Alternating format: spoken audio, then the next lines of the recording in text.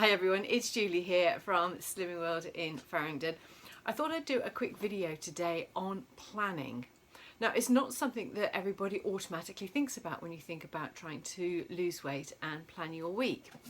Now, by the very nature of our week, often people do plan, and in my narrative 2 seconds ago I did say planning your week. If you're going on holiday, you make a plan. If you're at work, you make a plan for what you're going to do during the day. But it's something that people have got out of the habit of when you're eating.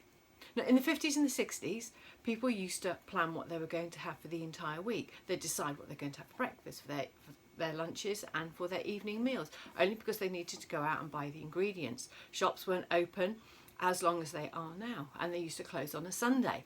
So planning your food was quite important, and it's still important when you're losing weight. You still need to plan what it is that you're going to eat, and this makes it easier for when you're going out shopping, but what it also does is puts you back in control of what it is that you're going to do.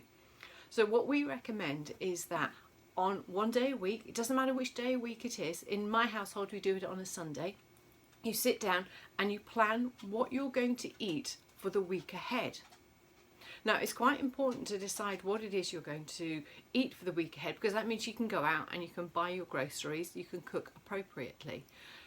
Doing it on a weekly basis also means that you can take into account anything that your diary dictates that you need to do. For example, if you go for an exercise class on a Wednesday evening, you know that you don't want to have something heavy, and you may need to have something very simple like a jacket potato before or after your exercise class. So it just puts you back in control.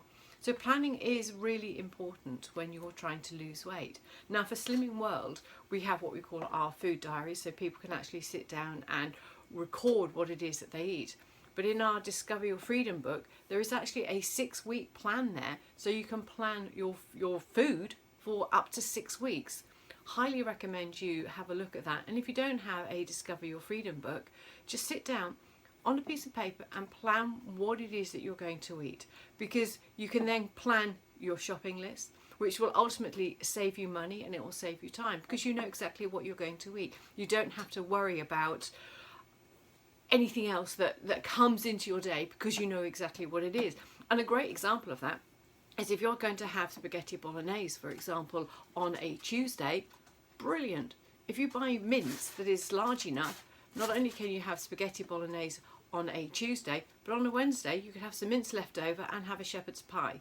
So instead of buying 2 small portions of mince, you buy a larger portion of mince and you have it over more meals. So it does actually save you money. That's it. It's just a brief video on getting yourself organised to plan your meals ahead. I hope you found that useful and interesting.